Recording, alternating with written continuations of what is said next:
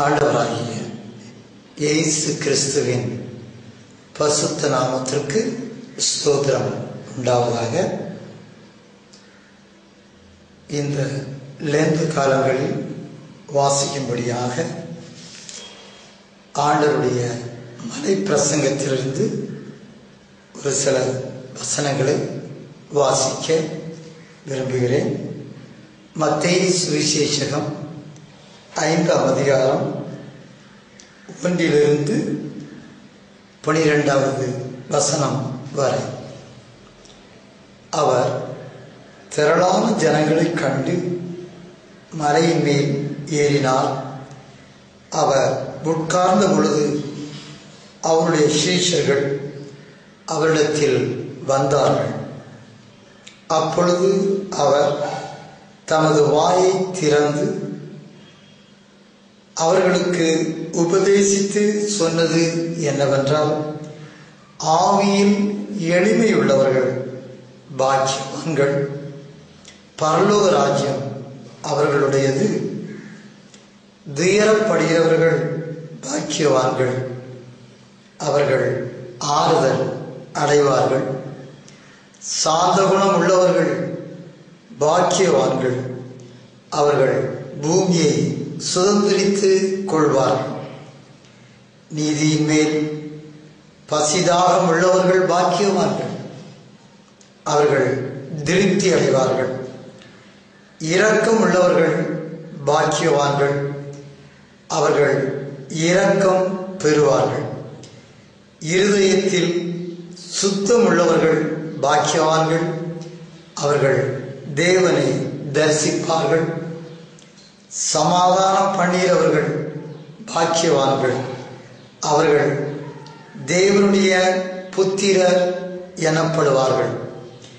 நீதி நிமித்தம் துன்பப்படுகிறவர்கள் பாக்கியவான்கள், பரலோக ராஜ்யம் அவர்களுடையது. என் நிமித்தம் உங்களை நிந்தித்து துன்பப்படுத்தி பலவித தீமையான மொழிகளையும் உங்கள் பேரில் பொய்யாய் சொல்வார்களானால் பாக்கியவான்களாய் இருப்பீர்கள். சந்தோஷப்பட்டு களிகூறுங்கள், பரலோகத்தில் உங்கள் பலன் மிகுதியாயிருக்கும். உங்களுக்கு முன்னிருந்த தீர்க்கதரிசிகளையும் அப்படியே துன்பப்படுத்தினார்களே. ஆண்டவராய் இயேசு கிறிஸ்து திரளான ஜனங்களை பார்த்தவுடன் அவர் மலையின் மேல் ஏறுகிறார், போதகம் பண்ணுகிறார். அவர் சொன்ன முதல் காரியம், ஆவியில் எளிமை உள்ளவர்கள். நாம் எல்லாவற்றிற்கும் ஆண்டவரை சார்ந்து வாழ வேண்டும் என்று இறைவன் விரும்புகிறார். ஆவியில் எளிமை.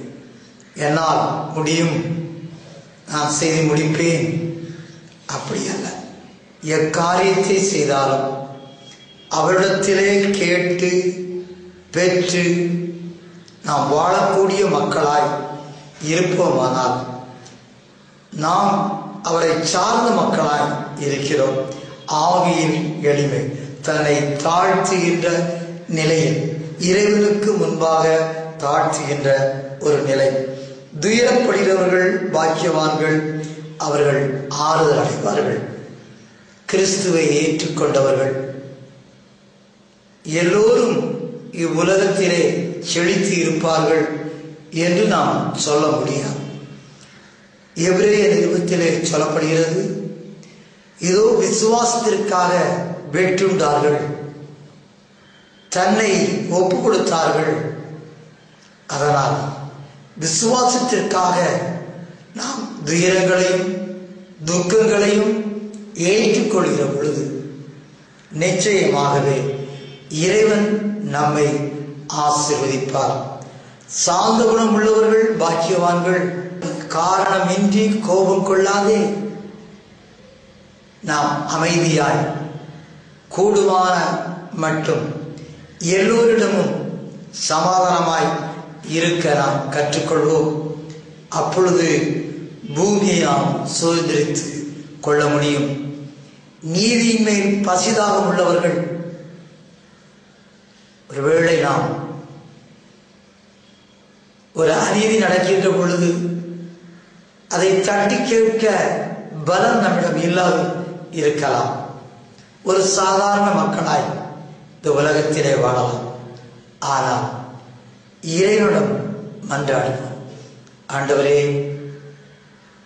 அந்த இடத்திலே நீதியை நிலைநாட்ட நீர் கிருபை தாரும் ஐயா என்று நாம் ஜெபிப்போம். காரணம், அநீதி நடக்கின்ற பொழுது அதை பொறுத்து கொள்ளாத ஒரு தன்மை, அது ஒரு நல்ல மனம். அதற்காக நாம் செய்ய முடியாவிட்டாலும், அந்த இடத்திலே சென்று நீதியை நிலைநாட்ட முடியாவிட்டாலும் இறைவனிடத்திலே ஜெபிப்போம். நீதி நிலைநாட்டப்பட வேண்டும் சுவாமி என்று ஜெபிப்போம். இறைவன் அதற்குரிய பலனை கொடுப்பார். அவ்விதமாக நீதியின் மேல் பசிதாகமாய் இருக்கின்ற பொழுது நாம் திருப்தி அடைய முடியும்.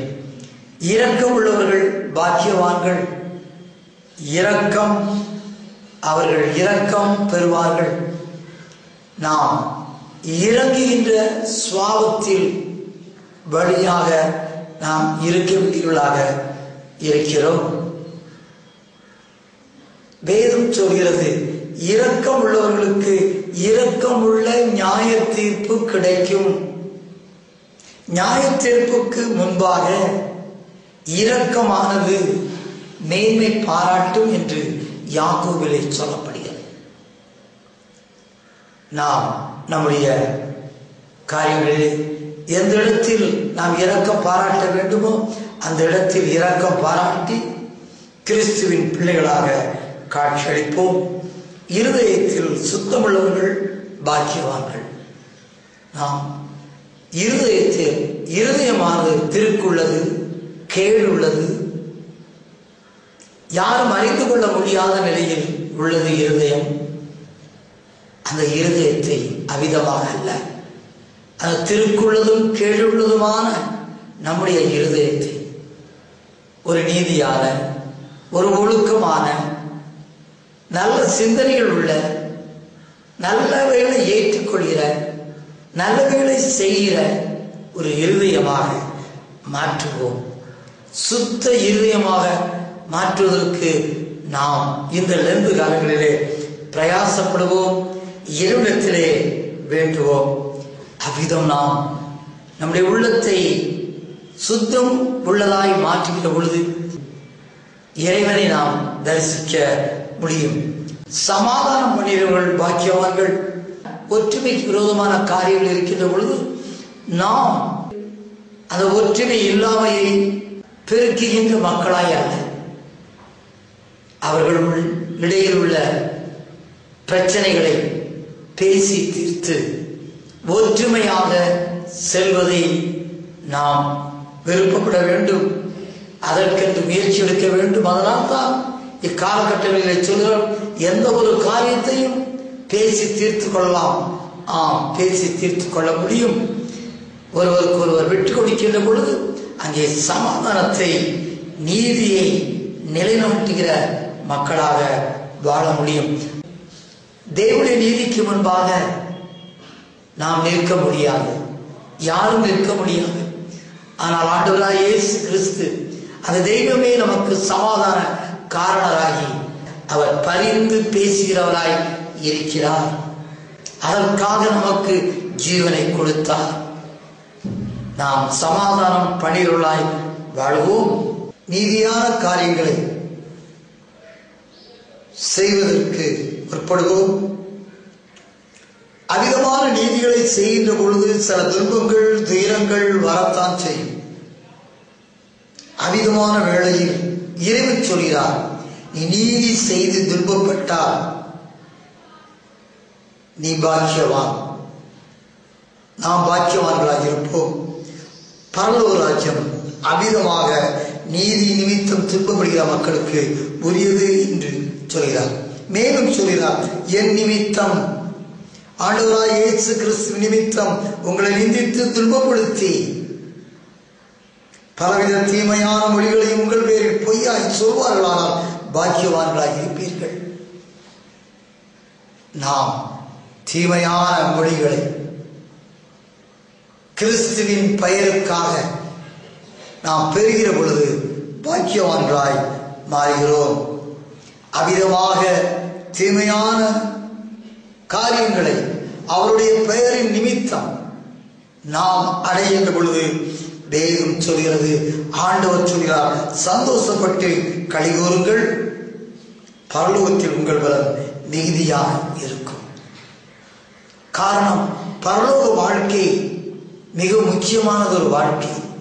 அது நித்தியமான வாழ்க்கை. அதை ஏனோ தானோ என்று நாம் விட்டுவிட கூடாது. ஏனென்றால் அதை ஏனோ தானோ என்று நினைத்து விட்டால் நித்தியமாய் அழுகையும் பற்கடிப்பும் நிறைந்த அக்கினியிலே தள்ளப்படுவதற்கு நாம் போக வேண்டிய நிலைக்கு உள்ளாகி விடுவோம். அது நமக்காக அல்ல, பிசாசின் தூதர்களுக்காக உருவாக்கப்பட்டது. அதனால் அந்த சந்தோஷமாக பரலோக ராஜ்யத்திலே மிகுதியான பலனை தெரிந்து கொள்வதற்கு ஆண்டவருக்காக பாடுகளையும் துயரங்களையும் சகிப்பதற்கு நல்லதொரு மக்களாய் வாழ இறைவன் நமக்கு கிருபை செய்வாராக. நல்ல ஆண்டவரே, இந்த நல்ல விளைக்காக நன்றியோடு உமக்கு ஸ்தோத்திரிக்கிறோம் ஐயா. துயரப்படுகிறவர்கள்,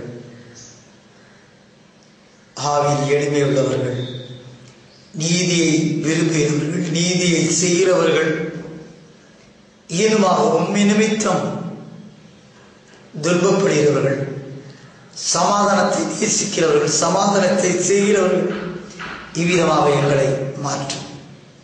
எங்கள் ஒவ்வொருவரோடும் கிருபை கண்டு ஒவ்வொரு மக்களையும் ஆசீர்வதி. எங்களை இந்த 2 காலங்களிலே பரிசுத்தமுள்ள மக்களாய் வாழ கிருபையார். இவை எல்லாவற்றையும் அன்பாய் கேட்கிறோம் சுவாமி. ஆமேன், ஆமேன், அல்லேலூயா.